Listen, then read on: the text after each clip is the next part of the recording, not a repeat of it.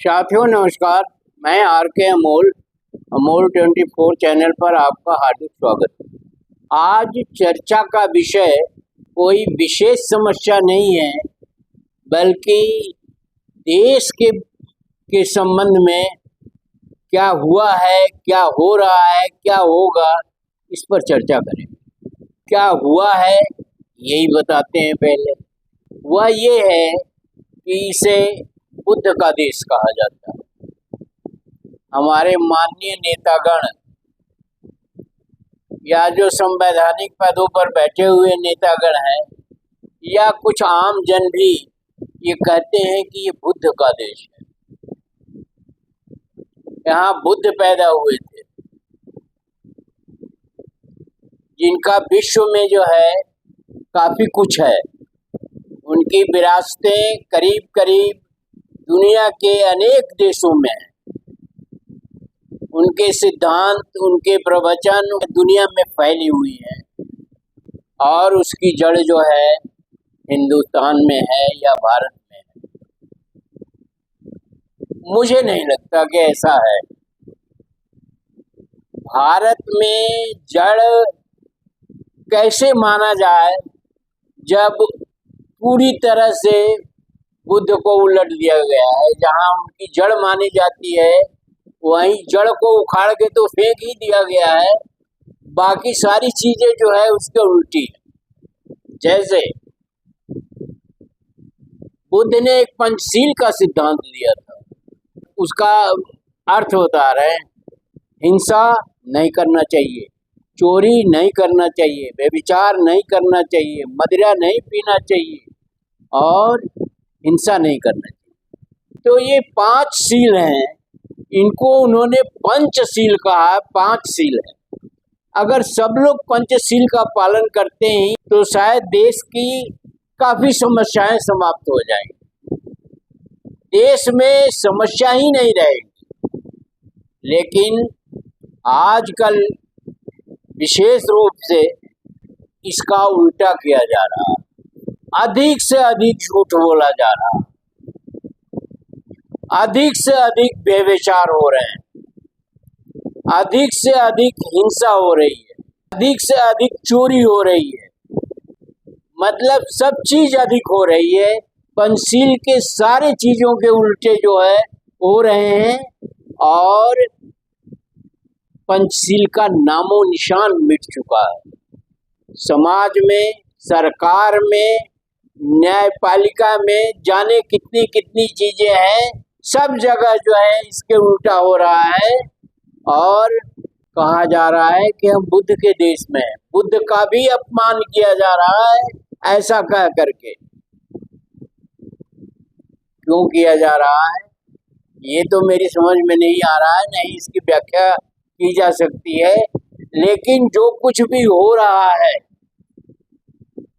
बुद्ध ने ये भी कहा था कि ढोंग, पाखंड, आडंबर ये सत्यानाश की जड़ हैं। ये पूरे समाज को बर्बाद करने की चीजें हैं। यहाँ तो हिंसा को ही धर्म मान लिया गया, झूठ बोलने को ही धर्म मान लिया गया, व्यभिचार को ही धर्म मान लिया गया, मदिरा को ही धर्म मान लिया गया।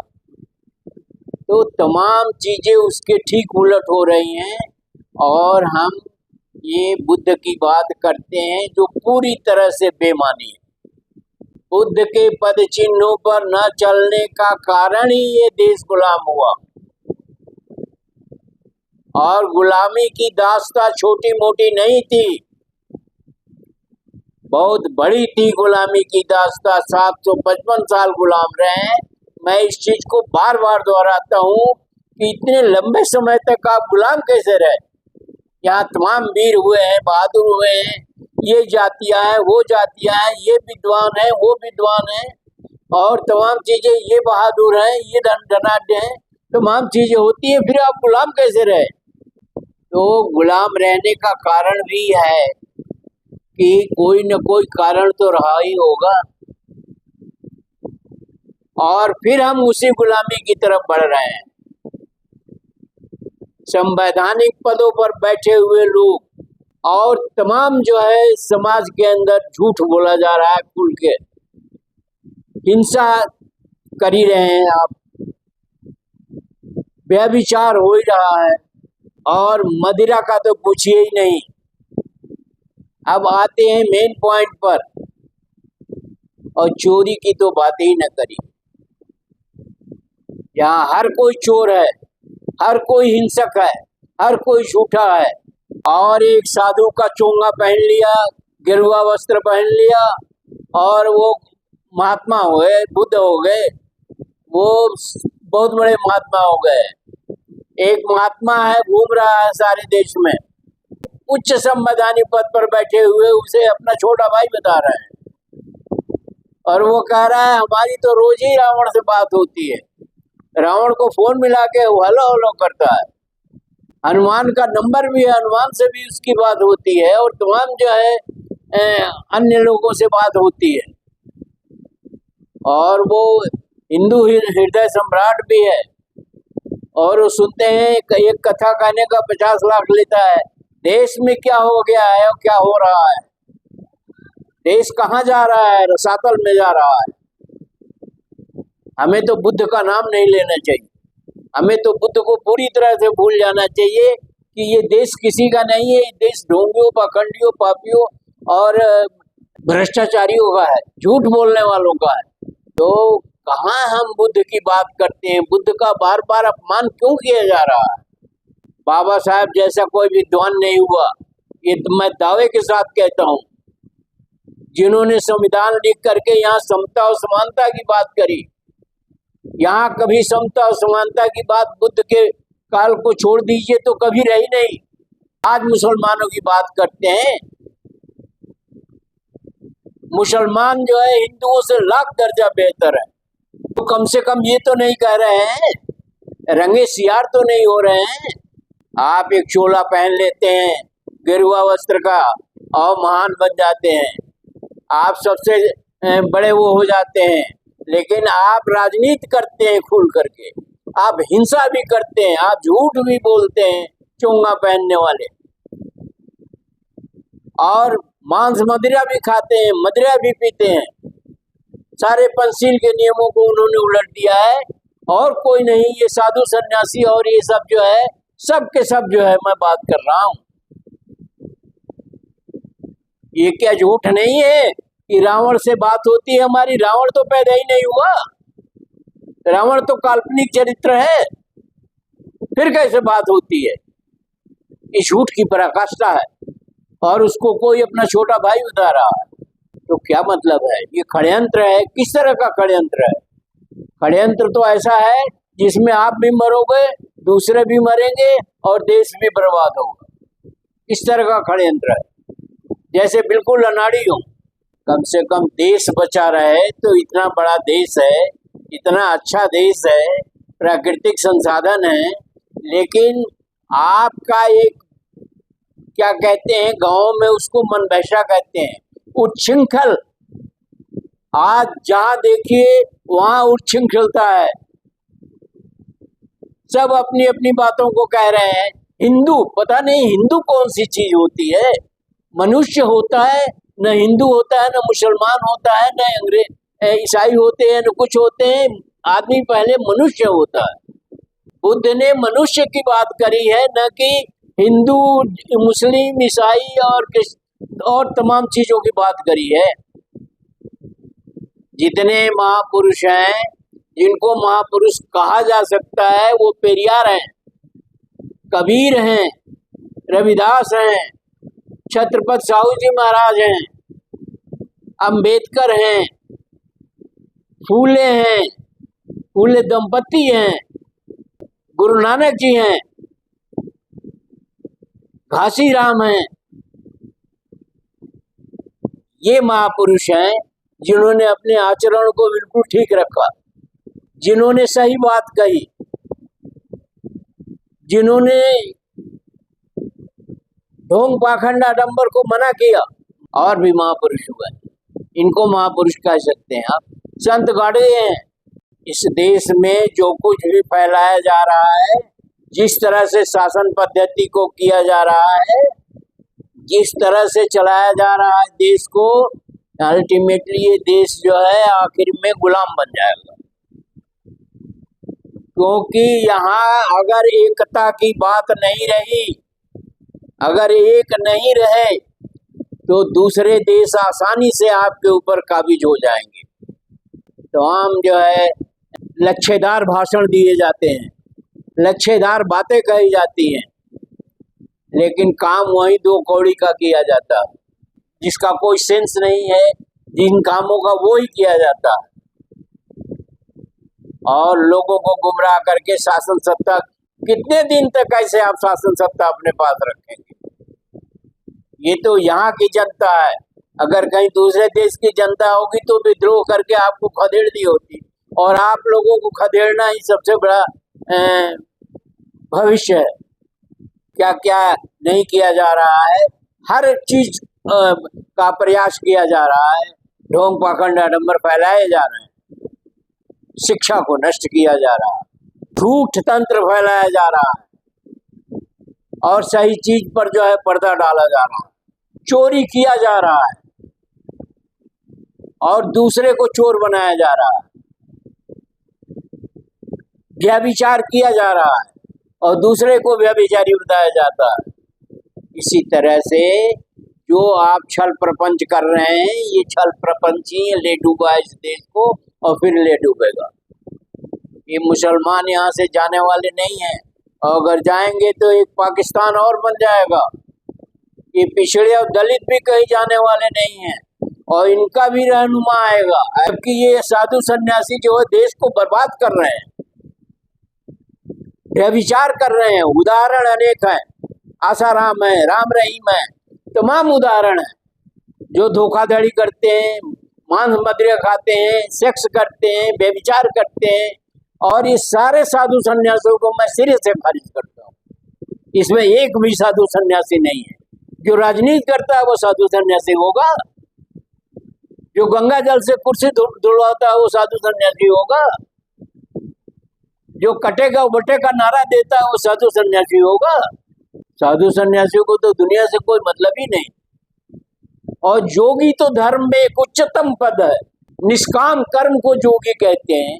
जो गीता में आपके दिया हुआ उसको भी आप नहीं मानते अपने स्वार्थ के आगे, अपनी जिद के आगे।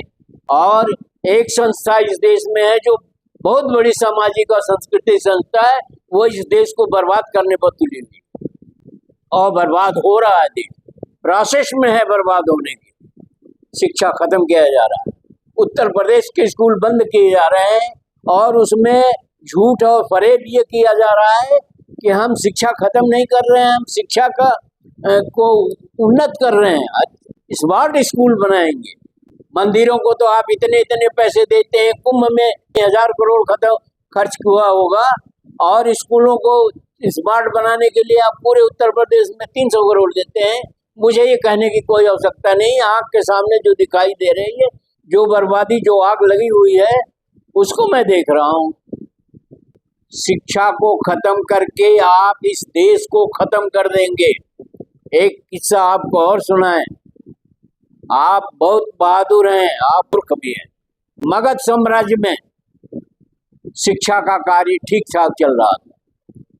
शिक्षा तब उस समय फ्री थी, आचार्य हुआ करते थे, आचार्यों के अंडर में जाकर के लोग पढ़ते लिखते थे, और सभी पढ़ते लिखते थे। एक समय आया जब वहां का राजा घनानंद ऐसे ही हो गया जैसे आप कर रहे हैं।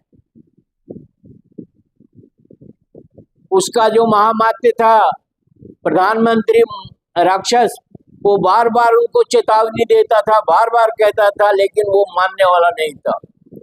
और शिक्षा में जो स्कूलों को बजट दिया जाता था, जो धनराशि दी जाती थी, इतिहास में वो धनराशि धीरे धीरे कम करनी होना शुरू हो गया। शिक्षक जो है मगध से, पाटलिपुत्र से तक्षशिला जाने लगे, शिक्षा का स्तर गिरने लगा, और जैसे ही शिक्षा का स्तर गिरा, मगध का पतन भी शुरू हो गया। मगध साम्राज्य पतन होकर के चंद्रगुप्त मौर्य आके बैठ गया।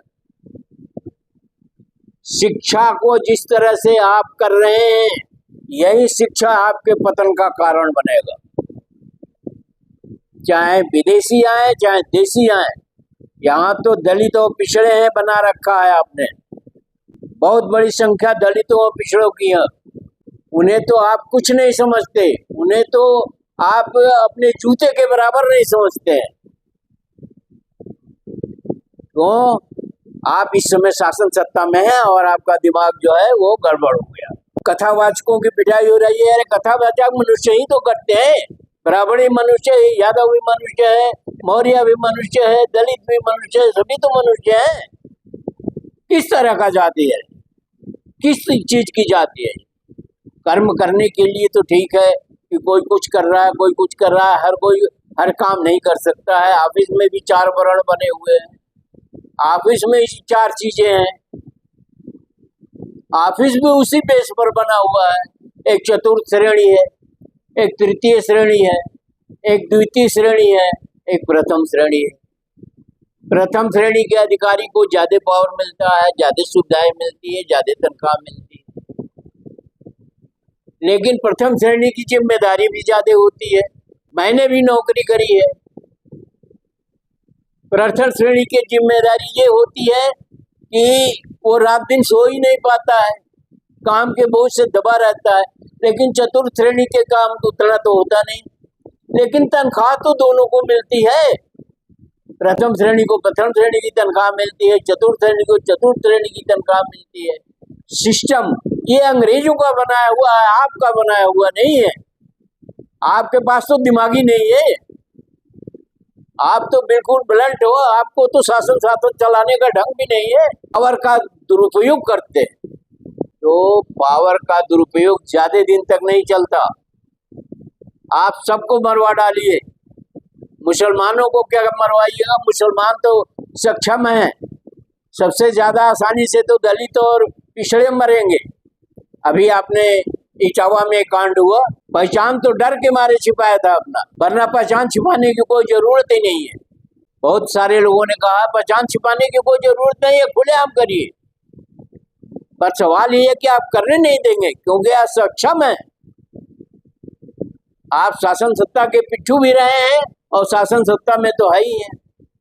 तो ऐसी स्थिति में मुझे ये नहीं है कि पिछड़े और दलित अगर इतने ही होशियार होते तो ऐसी सरकारें क्यों लाते जो इस तरह का कार्य करती है। इसके असली दोषी जो है पिछड़े और दलित है। पिछड़े तो इनके अज्ञानता जो है नाश का एक सबसे बड़ा कारण होता है, वो अज्ञानता इनके पास आपने रखी है। अब स्कूल बंद कर रहे हैं आप, शराब की दुकानें नहीं बंद कर रहे हैं आप, शराब की दुकानें खोल रहे हैं आप, स्कूल बंद कर रहे हैं आप, मठ मंदिरों को ज्यादा बजट दे रहे हैं और मठ मंदिरों में लूट मचा रहे हैं।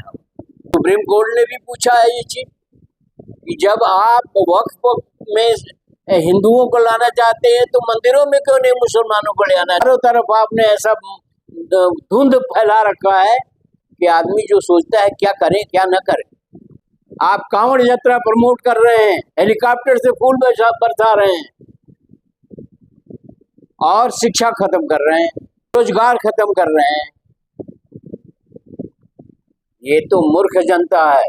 और विशेषकर मैं कहूँगा कि पिछड़े और दलित ये कभी नहीं सुधरने वाले हैं।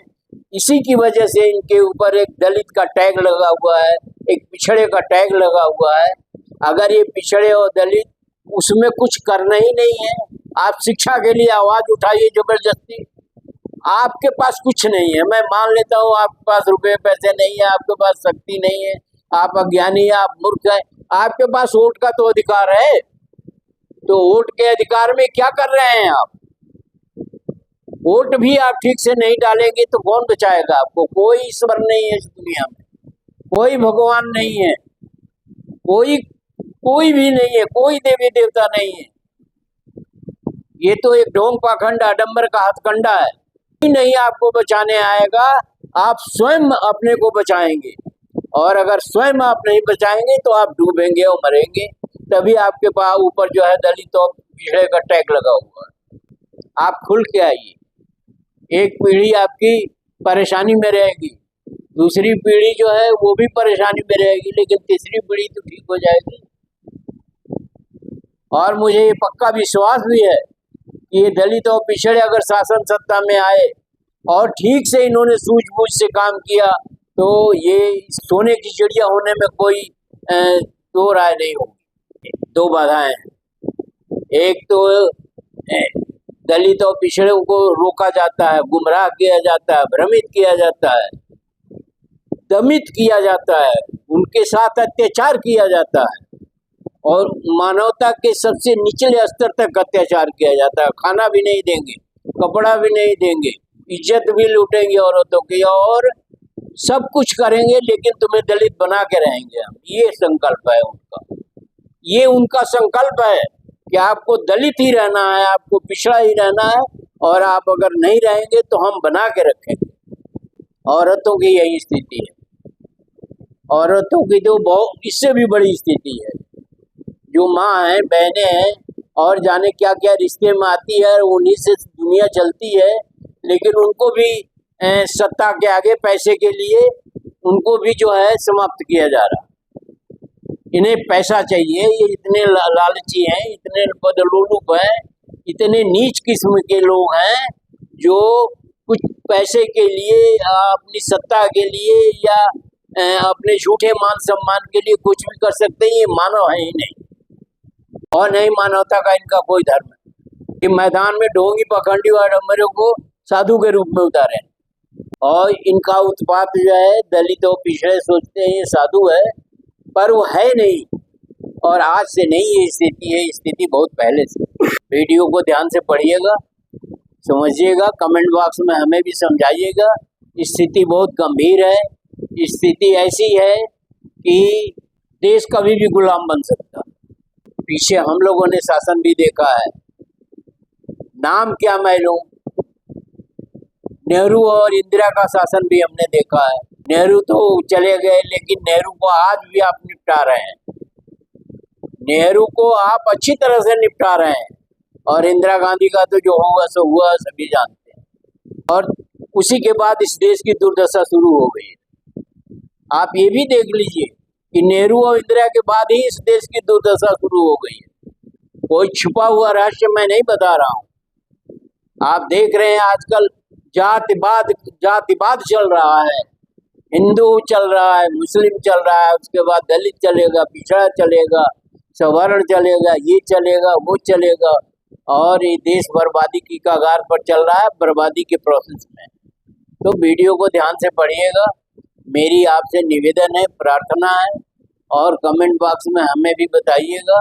अगर चैनल को आपने सब्सक्राइब न किया हो तो चैनल को अवश्य सब्सक्राइब कर लीजिएगा और वीडियो को शेयर और लाइक करना ना भूलें। धन्यवाद। जय भारत, जय संविधान।